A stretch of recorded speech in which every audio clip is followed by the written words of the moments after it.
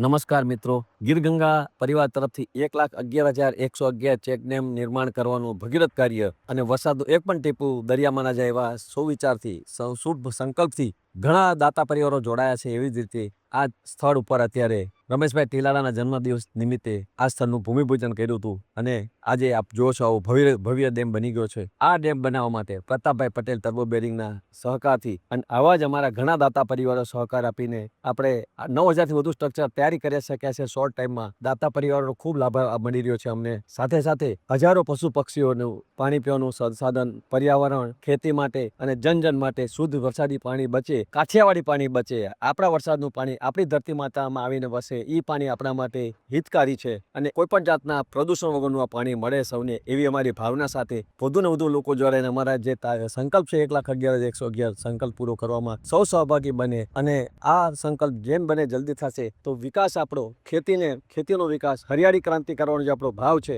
હરિયાળી ક્રાંતિ કરી શકશું. અનાજનો એક પણ દાણો આપણે બહારથી ના મંગાવવો પડે. ઓર્ગેનિક ખેતી, પ્રાકૃતિક ખેતી જે આપણા મોદી સાહેબનું વિઝન છે અને સાથે સાથે રાજ્યપાલ પણ પ્રાકૃતિક ખેતી માટે ખૂબ પ્રયત્ન કરે. ત્યારે એવી પ્રાકૃતિક ખેતી માટે જો આપણે વરસાદનું શુદ્ધ પાણી આપશું તો ખેતીના ઉત્પાદનમાં ખૂબ મોટો વિકાસ થશે અને આ માટે જરૂરી છે આપ સૌનો સહયોગ. આભાર.